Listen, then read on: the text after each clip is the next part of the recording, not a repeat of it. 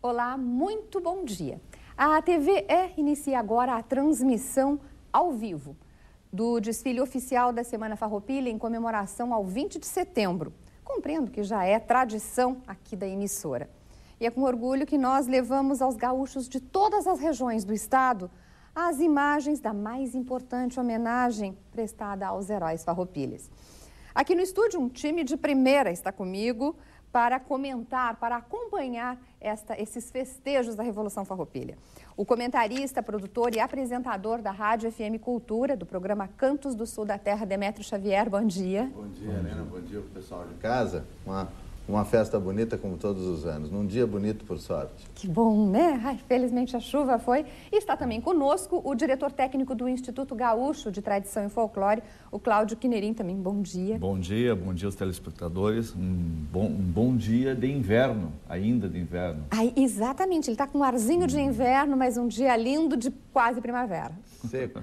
Sempre. Bom, é bom ressaltar, antes da gente começar a conversar, que essa transmissão conta com imagens geradas pela RBS TV diretamente da Avenida Edivaldo Pereira Paiva, no centro de Porto Alegre. Queria começar com vocês, antes da gente mostrar as imagens lá, o governador, nesse momento, deve estar passando a tropa em revista, juntamente com o comandante da Brigada Militar. Mas o que caracteriza? Normalmente esse desfile, ele cumpre, né, um ritual, sempre tem a representantes do Poder Militar, da Polícia Civil, diversos destaques do Estado. E depois, é claro, vamos aos tradicionalistas. Mas, além disso, o que caracteriza, que vocês acham, o desfile desse ano? Eu acho que, por mais que exista toda uma dimensão institucional no desfile e em todas essas comemorações, e no próprio tradicionalismo, de uma maneira geral, como a gente comentava há pouco aqui com o Cláudio Quinerim, o que a gente tem que ter orgulho, e acredito que todas as pessoas têm orgulho de fazer numa celebração desse tipo, é recordar aquele gaúcho que foi sem nome para a história, sem nenhum agravo aos nomes, aos caudilhos, aqueles que foram para as letras da história. Quem eram os que realmente fizeram essa história de forma anônima? Esses mestiços, enfim, aquele gaúcho antigo. E aí a gente recorda algo assim, no final de uma pajada que diz assim, que tanto o cavalo quanto o homem foram para a história sem nome. Que diz mais ou menos isso. E sem deixar nome alguno, porque el paisano sencillo lo nombró por el rosillo, el gateao o el obuno. El pangaré y el cebruno lo sencilla la memoria, con un apero de gloria y con las señas del pelo, como el gaucho de estos suelos, fueron sin nombre a la historia.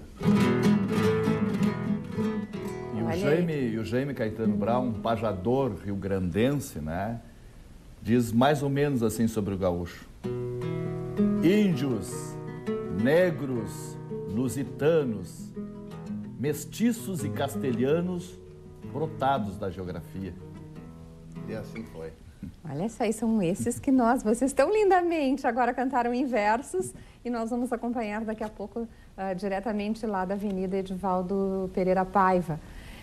Há muito tempo vocês acompanham, Cláudio? Desde todos os tempos, eu acompanhei desde pequeno. Muito tempo acompanhamos, não só o desfile Farroupilha, esses festejos todos aqui em Porto Alegre, como nos aprofundamos, né, no estudo da história do Rio Grande do Sul e principalmente na formação dessa cultura que nós chamamos de gaúcha, até muito mais de cultura gaúcha do que tradicionalista.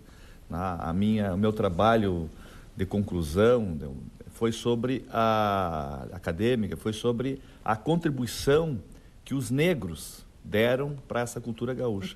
E é muito grande, muito grande. Os negros contribuíram com a musicalidade gaúchesca, por incrível que pareça. Milonga e vaneira são dois grandes gêneros musicais gaúchos construídos por negros. Negros de Buenos Aires e negros de Havana, Cuba. E a culinária gaúchesca, aqueles pratos, são todos, né, com tempero ou com a nomenclatura, né, africana, do banto ou do quimbundo. E o linguajar gaúchesco né, tem inúmeras palavras que são de origem africana, do banto ou do quimbundo. A gente fala matungo, né? Matungo, que é um cavalo, quer dizer cavalo velho, na linguagem banto. Milonga, porongo do mate. Isso é uma característica bem dos negros que vieram aqui para a região. Esse lado aqui, que são originários daquela região da África, central da África, onde hoje está o Congo, Angola, a Moçambique, bem no centro da África. Foram os negros que chegaram primeiramente aqui. E o que é bonito, Cláudio e Helena, é que a gente encontra a língua quimbundo viva. Assim como, por exemplo, uma palavra de origem guarani pode ser pesquisada aqui ao lado, as pessoas falam guarani ainda. Nós estamos longe, tem um oceano no meio, e a gente não se dá conta que lá em Angola tem gente que pode nos tirar essas dúvidas sobre a palavra milonga, que é viva dentro de uma língua viva, por exemplo, e que quer dizer algo como um assunto grave ou um momento de tratá-lo, e que vem da palavra palavra, esse é o radical, mulonga, milonga seria o plural, mas acabavam usando isso no sentido de um assunto grave ou o momento em que se trata desse assunto. Imaginem que coisa mais compatível com o pé de um fogo, o silêncio ao redor e as pessoas tocando uma milonga como a gente conhece, introspectiva, fecha todas. E essa palavra aparece pela primeira vez entre os negros do Urquiça, também significando baile, encontro. Claro que as palavras têm uma variedade de significados, de alcances, mas é ali que aparece pela primeira vez. Quando eu disse esse verso, eu fiz só rasgueando o violão. Essa era a forma que os pajadores usavam antes de existir milonga. Depois a milonga vem com o negro justamente, e o nome dela não deixa pensar o contrário. É o Gabino Ezenza, que é inclusive o nome do aeroporto de Buenos Aires, foi o grande introdutor da milonga para o norte da Argentina. Com a sua guitarra, que eles chamam lá, levou a milonga de Buenos Aires, os arrabaldes de Buenos Aires. Ela estava entre os negros e os pobres nos arrabaldes de Buenos Aires, interiorizou a milonga até ela passar de contrabando aqui para o Rio Grande do Sul. Ele fez a milonga pampiana, né? Era um ritmo citadino, e se transformou num ritmo pampiano, campeiro. Vamos continuar conversando, mas vamos acompanhar um pouco as imagens. Nós já temos algumas imagens lá da Avenida Edivaldo Pereira Paiva. Já vamos acompanhar em seguida as imagens lá da avenida, que já tem um grande número de pessoas. Já tem um número, já se mostra que tem vento. O governador já está lá, já passou em revista as tropas, juntamente com o comandante-geral da Brigada Militar, o coronel Sérgio Roberto de Abreu, que é de praxe, e depois se dirigirá ao palanque. Pelo que a gente acompanhou de manhã, estava bem frio, não sei agora lá, mas o pessoal que está lá tem que estar bem agasalhado, porque lá é mais frio do que quando era na Avenida Perimetral, né? É aberto, né? É mais aberto. A gente consegue perceber o Guaíba, né? O Guaíba. É mais bonito, é mais aberto, o Guaíba bem pertinho e a imagem é bem de frente ao palanque oficial. E a gente confia na perícia da nossa gauchada, porque cavalo gosta de fazer bobagem em dia de vento, né? Certamente não vai acontecer, nós estamos aqui acompanhando e sabendo que as pessoas sabem controlar e conter seus cavalos. Mas o cavalo adora fazer uma bobagem num dia de vento, passa algo voando, ele se assusta, o próprio vento na orelha, né? Mas os cavalos normalmente já estão ali no próximo acampamento Farroupilha, né? Claro que depende muito do cavaleiro, mas eles já estão ali, já estão um pouco mais acostumados com o público, pelo menos eu acho que esses que... Muitos se dirigem para hoje, estão a caminho, a casco de cavalo, chegando nas proximidades dos desfiles, principalmente piquetes de Viamão, de Alvorada, aqui da região metropolitana. Muitos se preparam nas suas cidades e vêm a casco, né? Vêm a pata de cavalo. Outros trazem de caminhão, né? Descarregam, estão descarregando agora ali. Então tudo isso que o Demetrio está falando também procede, que ele vai. Mas eu gostaria de continuar falando estou aprendendo muito com essa conversa de vocês e essa conversa sobre a milonga, né, que o Demetrio tão bem falou da questão dos negros, porque a milonga sempre lembra um tom de tristeza, uma dramaticidade. Claro. Justifica isso Hoje ela tem várias formas. Antigamente, quando se falava em um baile... Secretário Assis Brasil, olha lá. Aí está o secretário. O secretário sabe bem desses assuntos, ele que andou pelos Açores pesquisando algumas coisas importantes. sabe também dos nossos nexos com aquela zona lá, Secretaria Assis Brasil. Mas a milonga também significou baile. Ainda alguém pode dizer na campanha, eu vou ver como é que está a milonga lá no povo. Ou seja, um baile, uma festa, uma reunião. E também esse aspecto introspectivo. Aí o governador Tarso Genro, pilchado. Também, devidamente, com seu lenço vermelho. Aí, lenço vermelho que acabou sendo tão simbólico para nós em tantas épocas distintas. Fazendo o prosseguimento do café da manhã. Vocês, hoje, os lenços coloridos que seguem. Na verdade, o lenço não tem um significado político necessariamente.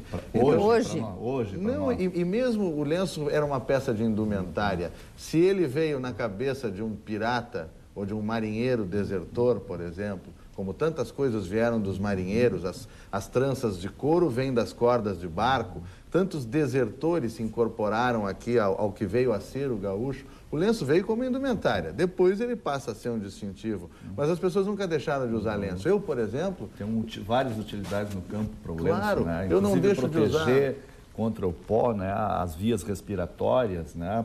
Contra o cheiro, mau cheiro também, né? Proteger as vias respiratórias. E depois ele passou a ter um sentido simbólico em toda a América.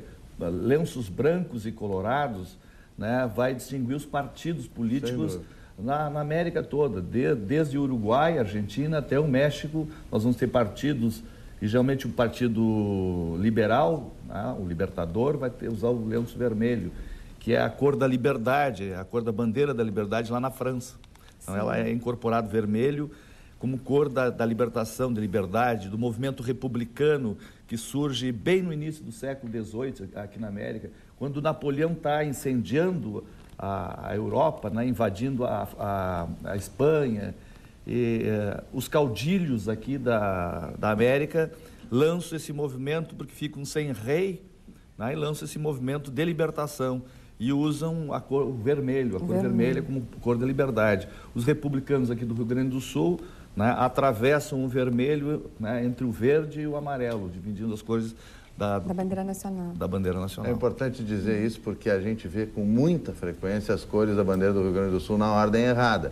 Não é uma questão de ser exigente, rigoroso, mas é bom que as pessoas saibam.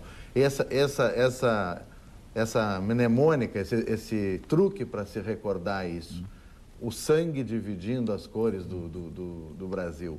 O vermelho no meio. Não foi exatamente esse o motivo daquele vermelho ali no meio, mas são várias as possibilidades disso, mas com isso a gente não esquece nunca mais.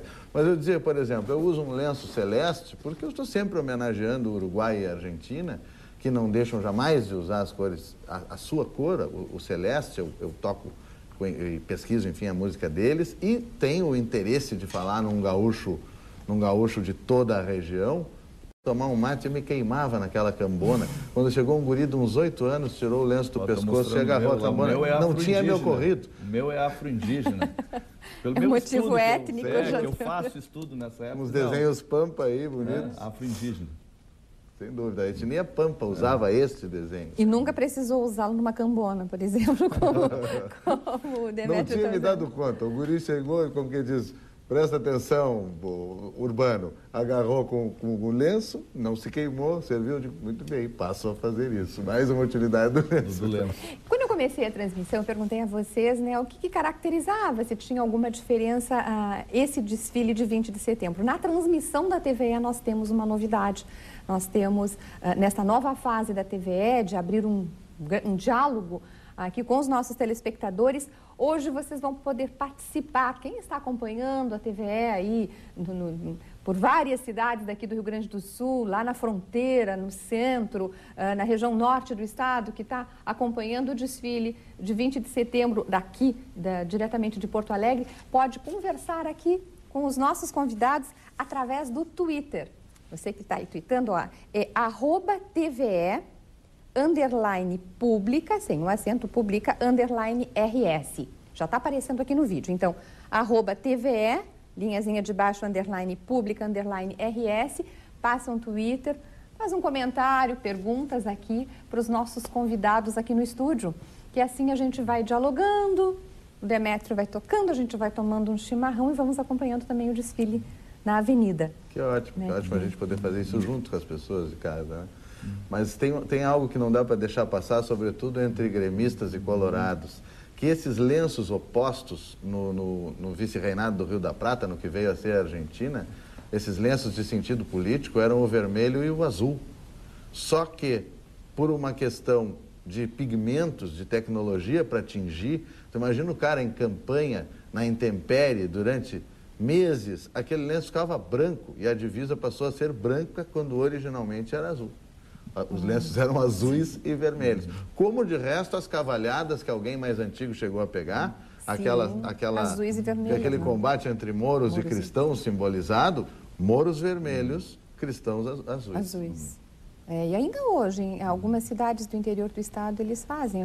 Sem dúvida, por sorte. A região de Mostardas...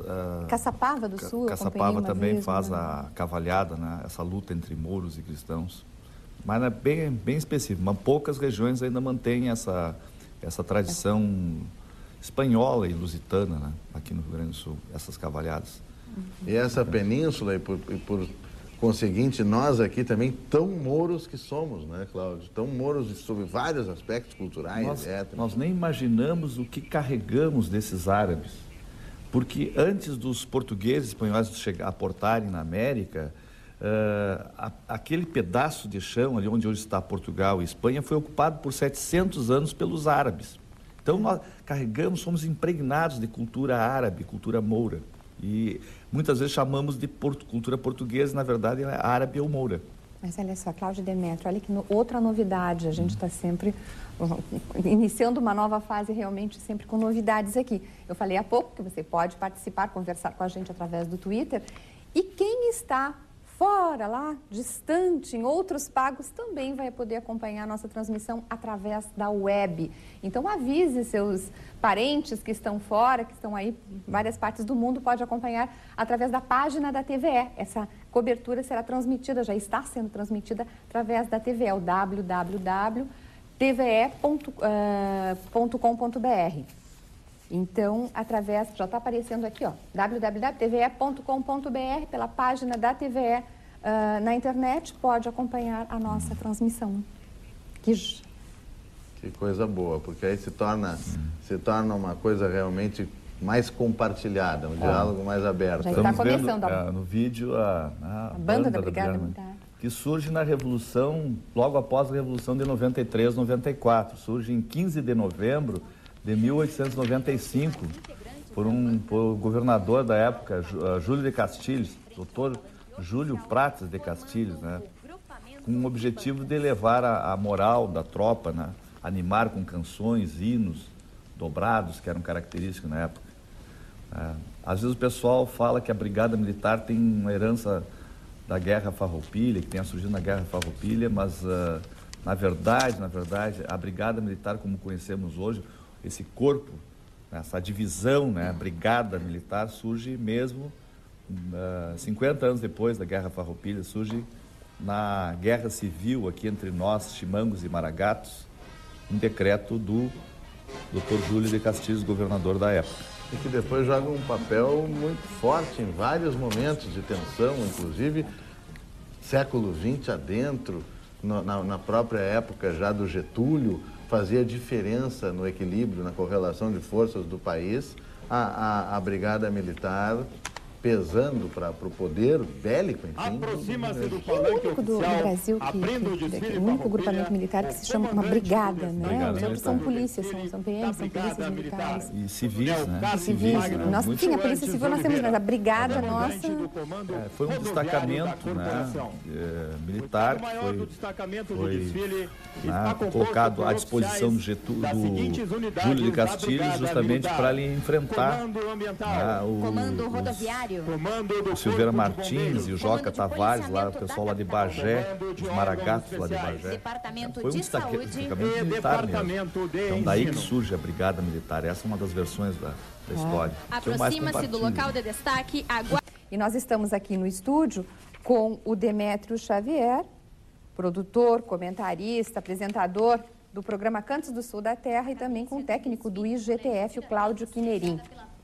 A gente está acompanhando agora esse desfile militar. E vocês falavam antes, só para comentar assim até rapidamente, das características, o que difere esta homenagem aos gaúchos e aos gaúchos sem fronteiras, o que difere, né, mais do lado de cá e do lado de lá do Rio da Prata, digamos assim, Demétrio? Lena, tu sabes que é algo que certamente o Cláudio pode falar com mais propriedade, mas há uma coisa que a gente pode apontar de imediato, que lá na origem, esse gaúcho, aquele homem vagabundo dos campos, como se dizia, vagabundo não quer dizer quem não trabalha, quer dizer quem vaga.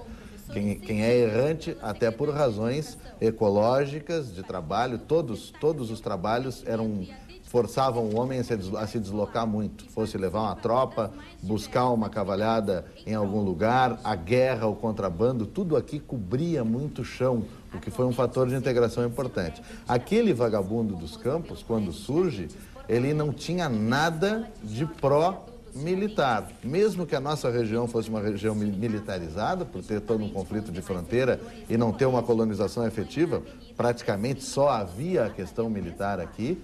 Aquele gaúcho dizia coisas como, e isso é anônimo, e é do início do século XIX, talvez, ai, ai, Dios mío, que triste é a vida mía, porque se foram os gauchos e quedou a polícia. Quando entra em instituição, o gaúcho já não se sente em casa como se sentia no tempo do gado solto, do traficar com as duas nações em luta, do traficar independentemente com um pirata que chegasse na costa, ou com as várias nações indígenas, ou com os negros dos quilombos, enfim. Ele transitava sem gostar muito da instituição. E a grande instituição no sul do Brasil era a instituição militar. O tradicionalismo, eu não sei até que ponto reflete isso, ou reflete sobre isso. E é disso que o Cláudio falava. Não, os gaúchos, esse grupo social que viveu no século XVIII e XIX, ele era formado basicamente por homens desertores do exército português e espanhol, índios, guaranis e charruas que não aceitaram a catequese, né, também não aceitaram a ordem religiosa, negros que fugiam das senzalas ou das estâncias, né, e caçavam um gado selvagem que aqui vivia. Então, esses homens, que eram um grupo social denominado gaúcho, não tinha nada a ver com essa ordem, né, a ordem militar. Tá? Inclusive os farroupilhas, os revoltosos do período farroupilha, nunca se chamaram de gaúchos. Nós não vamos encontrar um documento, né, uma carta de um Bento Gonçalves, dirigido a um Canabarro, ao Vicente da Fontoura, se atribuindo, né, o adjetivo de grande gaúcho ou de gaúcho. Eles se chamavam ou de republicanos, ou de camaradas, porque eram de farda, né, por causa da farda militar, ou de rio-grandenses, que eles tinham fundado uma nova pátria, né, o Rio Grande, né, ou de rio-grandenses. Então, eles não se atribuem o nome de gaúcho, nem usavam bombachas. Uhum. No período da Guerra Farroupilha, as bombachas não haviam chegado ainda aqui. Elas chegam no período da Guerra do Paraguai, 20 anos posterior ao final da guerra, a Guerra Farroupilha. Então, eu acho que... nós somos amparados, a cultura gaúcha do Rio Grande do Sul é amparada nessa Guerra Farroupilha, que inicia com uma divisão dos militares, os militares imperiais e os militares que foram revoltosos ao Império, em primeiro momento. Num segundo momento, porque o movimento tradicionalista, lá no seu princípio, surge com um major do Exército. Por isso essa identificação do lado de cá mais com o lado militar? Mais com o lado, sim. É o Major Sesimbra Jacques, né, que funda o Grêmio Gaúcho. Né? E esses dois episódios lá, a origem, que é o enraizamento na Guerra Farroupilha e o surgimento das primeiras agremiações com Sesimbra Jacques, é que dão esse caráter mais cívico-militar para a cultura gaúcha rio-grandense, o que não acontece com a cultura gaúcha uruguaia e argentina. E também o Sérgio Gonzaga, num livro que ele comenta sobre a cultura gaúcha, ele diz que é uma transformação dessa cultura gaúcha rio-grandense, que ela era também paisana, ela era também civil, mas ela acaba sendo transformada e atribui ao gaúcho essas qualidades civis e militares, transformam ele de um pária social em um homem civil e militar. Vejam, por exemplo, um Jaime Caetano Brown. Posso só dar um recado antes? Claro. Já estão chegando, então, mensagens pelo Twitter. Aqui nós temos a mensagem da Clarissa, que diz: um lindo dia Farroupilha, acompanhando ao vivo o desfile e os esclarecedores comentários. Parabéns a vocês. E da Monique, que diz um grande abraço à Lena, ao Demetrio, ao Cláudio, que está assistindo essa aula maravilhosa em uma manhã radiante. Que bonito. Uma aula para todos nós, né? Te interrompi. Quando o Jaime Caetano Brown escreve algo lindo a respeito das pelagens de cavalo, tantas páginas bonitas sobre pelagens de cavalo existem, e certamente a dele não perde para nenhuma, porque era um tremendo poeta e pajador.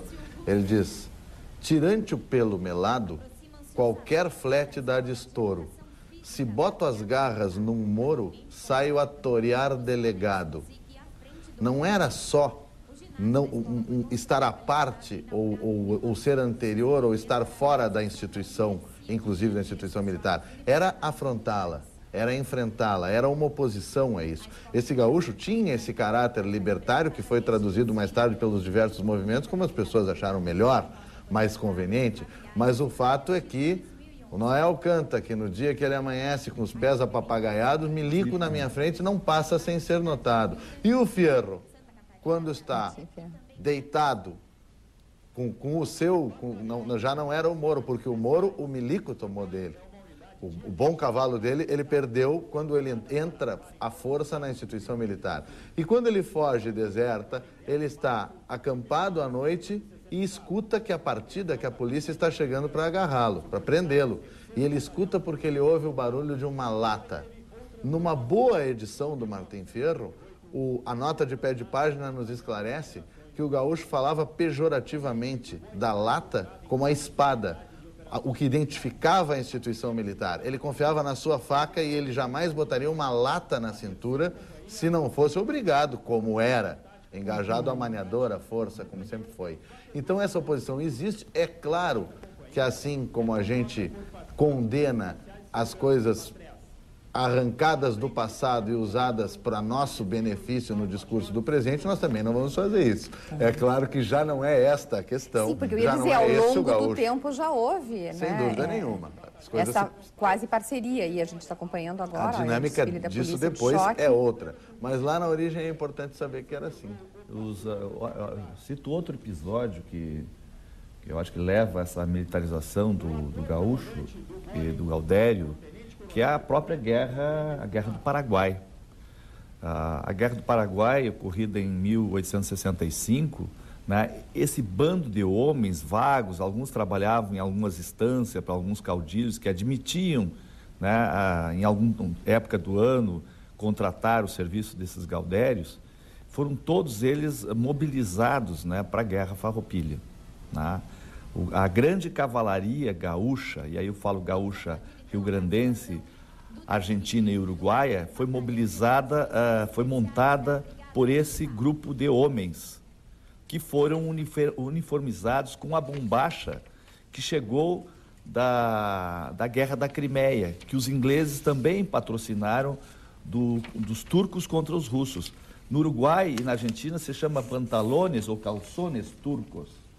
A Guerra da Crimeia terminou antes do prazo, os ingleses trouxeram aqui para a América para vestir essa cavalaria farrapa, essa cavalaria gaúcha. Sobrou nos depósitos, vamos ter que botar em algum lugar. E botaram. E aí, como eles financiaram também a guerra contra o Paraguai, então, por isso que hoje gaúchos, uruguaios, argentinos e rio-grandenses vestem, né, essas bombachas ou esses calçones turcos. É importante que o movimento bélico, a guerra, como hoje, sempre arrasta muito de tecnologia, sem dúvida, mas também de interesses econômicos menores do que aqueles que a gente enxerga no conflito maior. Aqueles de quem produz isso ou aquilo, de quem quer municiar o exército com isso ou aquilo outro, quem quer instalar determinadas produções, enfim, para acompanhar esse movimento. Esse movimento dá muita dinâmica a uma economia. E o que acontece é que na Guerra do Paraguai entra quase tudo de moderno que a gente conhece na figura do gaúcho, além da bombacha. E o gaúcho trovava, anonimamente, a gaita matou a viola, porque não existia acordeon aqui. A gaita matou a viola. O fósforo, isso é para não perder a métrica. Se disser fósforo, sobra uma sílaba. O fósforo matou o isqueiro. A bombacha, o xiripá. E a moda, o uso campeiro. Isso é da Guerra do Paraguai, da época da Guerra do Paraguai, quando se injeta interesse, dinheiro, produção de vários tipos, inclusive interesses internacionais, imperialistas, como tu comentaste, com o caso da bombacha, que é emblemático. Hoje, instituições como a Brigada Militar, eles têm muitos lá no acampamento, ou existem muitas unidades ligadas ao IGTF, muitos CTGs, muitos piquetes. A Brigada Militar, ela está inserida no movimento tradicionalista, né? Ela, né, onde tem grupamento da Brigada Militar, né, geralmente estão envolvidos na organização do desfile Farroupilha em todo o estado, né, e em cada agrupamento militar há um CTG. Né? Eles, talvez por causa do Sesimbra Jaques e de alguma determinação política no período da nossa ditadura militar, onde todos esses rituais que a gente está vendo hoje pela televisão, né, eles foram muito, né, celebrados e, enfim, fortalecidos. Né? A própria lei que cria a Semana Farroupilha é de 1964 e outras leis que instituem essa normativa do tradicionalismo é após esse período da ditadura militar. Então, os militares, principalmente da Brigada Militar, estão envolvidos com esse processo, né, de militarização do gaúcho e até, em certa parte, dos CTGs. Muitos rituais de, né, prestação de continência, a chama crioula, a chama farroupilha. Enfim, a gente percebe claramente que ali tem a mão do militar, a ordem, né, o civismo, enfim, é do militar que participa do movimento. Por isso, essa participação efetiva no 20 de setembro, né, que a gente vê aí todos os grupamentos, todos os efetivos da Brigada Militar. Claro, porque todas essas hoje são dois símbolos da identidade do Rio Grande do Sul, cada um da sua época, cada um da sua natureza, mas tanto esse movimento, não vamos falar necessariamente em tradicionalismo, porque existe muita gente que cultiva um gauchismo sem se considerar ou se afiliar ao que se chama tradicionalismo. Não é necessário que a gente reduza assim. Mas também, uma brigada militar é algo simbólico do nosso Estado, sim, e se confunde com vários momentos da nossa história, porque se a gente observa o início da República no Rio Grande do Sul, quando a gente tinha, no início do século XX, na virada do 19 para o 20, quando a gente tinha políticos de uma influência na corte, como era o Pinheiro Machado, e quando a gente procura renovar aquela ideia meio federativa, que afinal de contas é o que sempre nos moveu a esses movimentos bélicos, enfim, as revoluções que houve, a gente percebe que o Rio Grande do Sul, num dado momento, através dos seus intelectuais, dos seus historiadores, dos seus literatos, adotou uma postura de mostrar a sua diferença. O nosso regionalismo sempre teve um papel de dizer, observem, Brasil, nós não somos exatamente iguais à média brasileira que está sendo apresentada como nacionalidade. Não necessariamente com alguma espécie de rechaço, de agressão ao país, nem com algum interesse separatista, mas isso já é um discurso dos republicanos rio-grandenses no início do século XX. Observem que nós somos diferentes, nós somos específicos. E isso passa por esse exército estadual que era a brigada naquele momento, mas passa também por nossa aproximação com os países do Prata, com os literatos que começam a usar palavras em espanhol, a usar noções que são da literatura gauchesca argentina e uruguaia, conceitos que vieram dali, para mostrar, vejam, nós somos também, e em grande parte, um fenômeno platino. O Brasil reconheça isso, reconheça as nossas especificidades e, na bagagem, claro, nossas especificidades políticas, econômicas, representativas, enfim. A Brigada Militar estava nesse processo desde esse primeiro momento e é natural que essa imagem se associe a ela e ela se associe a essa imagem. Claro. Olha, só vamos...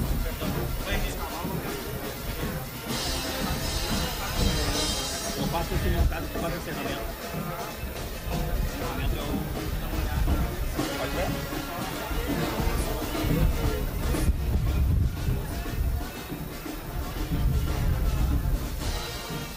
Acompanhando aqui, nós continuamos acompanhando, tu falavas agora A dona Demétrio. Nilza Lessa, bonita ali. Apareceu ali há pouco. Está luzindo no desfile, na tribuna onde deve estar, sendo a companheira de tantos anos do Barbosa Lessa, que tem uma relação com essa etapa de 47, 48 para cá, que é o tradicionalismo mais nesse formato que a gente conhece hoje. Mas a dona Nilza tem histórias maravilhosas para contar. E, aliás, não posso deixar passar o dado de que amanhã ela vai estar no Cantos do Sul da Terra, às 11 horas da manhã, na FM Cultura, conversando conosco. Imperdível. É a nossa patrona da festa Farroupilha, né? A Nilza. Pelos homenagem aos 10 anos de morte do grande Luiz Carlos Barbosa Lessa, que foi um homem, assim, que foi, desde um homem público, foi secretário de Estado, a Casa de Cultura Mário Quintana foi uma idealização sua, né? Foi publicitário, né? Escritor, romancista, enfim, quem dá as tintas é Renner, é a criação de Barbosa Lessa. Em matérias de pintura, quem dá as tintas é Renner. É uma criação dele como publicitário, enfim. Trabalhou em cinema, em teatro, enfim. Parece que teve várias vidas até para fazer. Parece lugar comum, mas um homem à frente do seu tempo, com tudo. E antes nós vimos ali também o secretário da Cultura, Luiz Antônio Assis Brasil, né, que participando, né, também uma pessoa muito ligada às letras. Daqui Porto Alegre ele vai para Caçapava do Sul, onde, né, o Instituto Estadual de Artes Cênicas, liderado pelo Marcelo Restori, vai fazer uma representação teatral nas ruas de Caçapava, de uma batalha de Seival à batalha final de Porongos. A batalha de Seival foi uma batalha vencedora. A batalha de Porongos foi uma das últimas batalhas da Guerra Farroupilha. Vão encenar isso nas ruas de Caçapava, hoje, né, às 14, 15 horas. Então o Assis Brasil está assistindo o desfile ali, daqui a pouco ele, né, viaja para Caçapava do Sul com o governador. Regimento Bento Gonçalves agora. É interessante passando, que bonito que quase todos do regimento montados em cavalos tordilhos. Certamente uma exigência desse regimento de dragões que passou, né? Sim. Todos montados em cavalos tordilhos, que são esses cavalos com o fundo do pelo branco, salpicado de preto ou de uma cor avermelhada que cria o tordilho vinagre. Existem formas diferentes do tordilho, mas basicamente esse cavalo com a pele preta, porque o couro é preto embaixo, a pelagem branca e o jogo do negro ou do vermelho sobre essa capa branca. Muito bonitos os tordilhos e muito bonito o regimento. Fica bonito no regimento. Eu vi que o Demétrio brilhou o olho ali quando estava passando. Tordilho tem fama de ser nadador, né? A Lazão, que está passando no Chile, a brigada militar montada ali, a cavalo Lazão, que em linguagem árabe quer dizer cor de canela. Al-Azão, azão quer dizer canela. É a pelagem preferida dos árabes, né? Para os seus cavalos. Era o cavalo criado por Maomé, era Lazão. Temos um Twitter aqui, temos mais uma mensagem aqui do Vinícius, que diz: lindo dia do desfile Farroupilha, bom dia. E as pessoas gostando aí, que aula de história, e vocês agora também estão dando uma aula de biologia, mostrando agora também as pelagens. Estamos sendo uma aula completa hoje. O pessoal campeiro diz que quem quiser mentir, fale do tempo de pelagem, porque às vezes a gente discute muito sobre pelagem e não chega a um consenso, por exemplo, quando são pelagens limítrofes. Um tordilho quase moro, um gateado quase baio. Às vezes tu queres dizer que uma diferença é muito pequena, diz, olha, a diferença é de baio para gateado. Então são sutilezas eivadas, vamos dizer assim, uma palavra bonita, mas enfim, que são influenciadas tremendamente pelas micro-regiões. O que se chama de Picasso, claro, em cima da serra, não é o que se chama na Vamos campanha. aproveitar agora que deu uma paradinha lá, vamos fazer nós aqui um descanso aqui também, vamos fazer um breve intervalo, um intervalo institucional aqui da TV, para você poder acompanhar um pouco mais da programação. Nós já voltamos.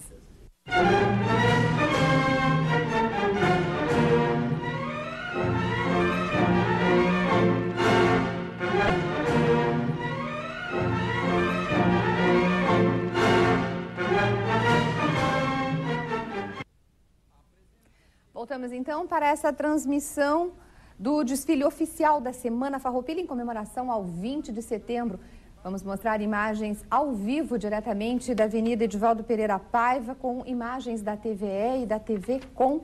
E aqui no estúdio comigo estão o comentarista, produtor cultural e também o apresentador do programa Cantos do Sul da Terra, Demétrio Xavier, e o diretor técnico do Instituto Gaúcho, Tradição e Folclore, Cláudio Quinerim. Agora a gente está acompanhando lá, ó, diretamente da avenida, depois do desfile da Brigada Militar, agora o desfile da Polícia Civil, né, que é outro comando de forças, e que voltamos a falar assim, a questão, né, da militarização e a relação do gaúcho com as forças. Eu acho que contemporaneamente, e isso pode ser muito depois, digamos assim, dessa versão do tradicionalismo lá, da fundação do 35, do meio do século XX para cá, todos esses fatos, toda essa identidade gaúcha que gera tantas questões, de alguma maneira passou a ser um identificador do Estado de uma maneira geral. Não só por causa do gentílico o cara nasceu no Rio Grande do Sul, é gaúcho. Sim. Que nos complica tanto, porque às vezes a gente quer falar com um uruguaio ou um argentino de gaúcho sobre um outro ponto de vista, um ponto de vista étnico, cultural, e esbarra sempre nessa expressão usada como gentílico. Mas o fato é que todas as instituições se sentem representadas por este festejo, por estes fatos históricos, por essa identidade. E aí a gente fica um pouco na dúvida sobre a validade. Sempre é importante questionar os fatos históricos, seu significado e sua transcendência, mas a validade da gente dizer, mas essa guerra resultou em tal coisa, foi perdida, ela representava interesses específicos. Muito bem, hoje ela é um fato fundador de uma identidade. Ainda que se discuta essa história, isso não se pode discutir. As pessoas se sentem representadas, não são só as instituições do Estado, não são só as instituições militares ou policiais, todo mundo tem lá o seu piquete, o seu amor por essa coisa toda. Isso faz com que a gente esteja aqui, porque esse é um assunto sempre. Na história, né, os militares, os milicos e a polícia eram repressores desses gaúchos, desses gaudérios, desses gaúchos. Hoje eles desfilam na mesma avenida, cultivando, né, essa cultura gaúcha. Nos CTGs, nos piquetes, né, dentro do movimento. No Parque Estância da Harmonia, da Polícia Civil, são vários piquetes. Tem o Aporreado 38, que é da Polícia Federal, né? O Renato, que é um inspetor da Polícia Civil. Tem aquele piquete, Rodrigo Cambará, que está conectado com o mundo. Ele me falou ontem que teve mais de 60 países já fizeram acesso, né?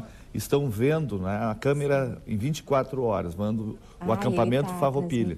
Ele é da Polícia Civil, né? A TVE também transmite pela web, www.tve.com.br. Você também pode acompanhar as imagens, avisar algum parente que mora fora, que está num outro lugar, que não possa acompanhar pela TV, pode acompanhar pela web, então, esse desfile de 20 de setembro, diretamente do centro de Porto Alegre, ali não é mais não está mais no centro histórico, mas bem à beira do Guaíba, próximo ao Parque Marinha do Brasil. E entre o acampamento Farroupilha... Bem próximo ali ao acampamento Farroupilha. Que fincam pé ali, tratam de que as suas férias combinem com essa época. Enfim, estão lá mostrando que aquilo realmente as representa. Para elas isso tem sentido e isso tem que ser absolutamente respeitado. Vamos acompanhar um pouquinho, então. Regionais metropolitanas. A Delegacia de Polícia Regional Metropolitana. Tomar um mate, eu me queimava naquela cambona. Quando chegou um guri de uns 8 anos, tirou o lenço do pescoço e agarrou a cambona. Não tinha me ocorrido. O meu é afro-indígena. Pelo meu motivo étnico. Eu faço estudo nessa época. Uns desenhos pampa aí, bonitos. Afro-indígena. Sem dúvida. A etnia pampa usava este desenho. E nunca precisou usá-lo numa cambona, por exemplo, como o Demétrio. Não tinha me dado conta. O guri chegou, como que diz, presta atenção, Urbano, agarrou com o lenço, não se queimou, serviu de... Muito bem, passou a fazer isso. Mais uma utilidade do lenço. Quando eu comecei a transmissão, eu perguntei a vocês, né, o que caracterizava, se tinha alguma diferença esse desfile de 20 de setembro. Na transmissão da TVE, nós temos uma novidade. Nós temos, nesta nova fase da TVE, de abrir um diálogo aqui com os nossos telespectadores. Hoje vocês vão poder participar. Quem está acompanhando a TVE aí por várias cidades daqui do Rio Grande do Sul, lá na fronteira, no centro, na região norte do estado, que está acompanhando o desfile de 20 de setembro daqui, diretamente de Porto Alegre, pode conversar aqui com os nossos convidados através do Twitter. Você que está aí tweetando, ó, é @TVE_pública, sem um acento, pública, _RS. Já está aparecendo aqui no vídeo. Então, @TVE, linhazinha de baixo, _pública, _RS, passa um Twitter, faz um comentário, perguntas aqui para os nossos convidados aqui no estúdio, que assim a gente vai dialogando, o Demétrio vai tocando, a gente vai tomando um chimarrão e vamos acompanhando também o desfile na avenida. Que ótimo, né? Que ótimo a gente poder fazer isso junto com as pessoas de casa, né? Mas tem algo que não dá para deixar passar, sobretudo entre gremistas e colorados, que esses lenços opostos no vice-reinado do Rio da Prata, no que veio a ser a Argentina, esses lenços de sentido político eram o vermelho e o azul. Só que, por uma questão de pigmentos, de tecnologia para atingir, você imagina o cara em campanha, na intempérie, durante meses, aquele lenço ficava branco e a divisa passou a ser branca quando originalmente era azul. Os lenços eram azuis e vermelhos. Como, de resto, as cavalhadas que alguém mais antigo chegou a pegar, azuis e vermelhos, aquele combate entre mouros e cristãos simbolizado, mouros vermelhos, cristãos azuis. E ainda hoje, em algumas cidades do interior do estado, eles fazem. Sem dúvida, por sorte. A região de Mostardas... Caçapava do Sul, Caçapava também faz a cavalhada, né? Essa luta entre mouros e cristãos. Mas é bem específico. Mas poucas regiões ainda mantêm essa tradição espanhola e lusitana, né? Aqui no Rio Grande do Sul, essas cavalhadas. E essa península, e por conseguinte, nós aqui também, tão mouros que somos, né, Cláudio? Tão mouros sob vários aspectos culturais, étnicos. Nós nem imaginamos o que carregamos desses árabes. Porque antes dos portugueses e espanhóis aportarem na América, aquele pedaço de chão ali onde hoje está Portugal e Espanha foi ocupado por 700 anos pelos árabes. Então nós somos impregnados de cultura árabe, cultura moura. E muitas vezes chamamos de cultura portuguesa, na verdade é árabe ou moura. Mas olha só, Cláudio Demétrio, olha que outra novidade, a gente está sempre iniciando uma nova fase realmente sempre com novidades aqui. Eu falei há pouco que você pode participar, conversar com a gente através do Twitter. E quem está fora, lá, distante, em outros pagos, também vai poder acompanhar a nossa transmissão através da web. Então, avise seus parentes que estão fora, que estão aí em várias partes do mundo, pode acompanhar através da página da TVE. Essa cobertura será transmitida, já está sendo transmitida através da TVE, o www.tve.com.br.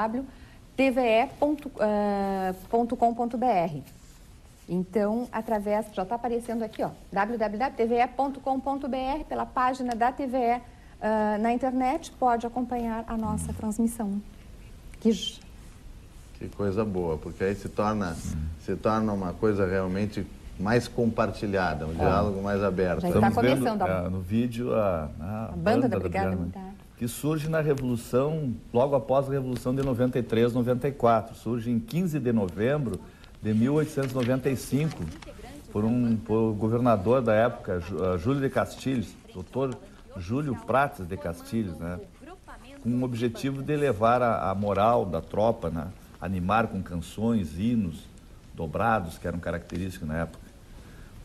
Às vezes o pessoal fala que a Brigada Militar tem uma herança da Guerra Farroupilha, que tenha surgido na Guerra Farroupilha, mas na verdade, a Brigada Militar, como conhecemos hoje, esse corpo, essa divisão, né, a Brigada Militar, surge mesmo 50 anos depois da Guerra Farroupilha, surge na Guerra Civil aqui entre nós, chimangos e maragatos, um decreto do Dr. Júlio de Castilhos, governador da época. E que depois joga um papel muito forte em vários momentos de tensão, inclusive século XX adentro, na própria época já do Getúlio, fazia diferença no equilíbrio, na correlação de forças do país.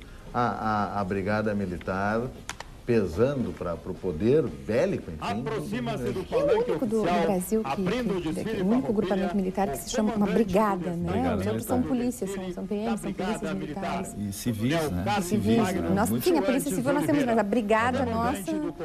Foi um destacamento, né, militar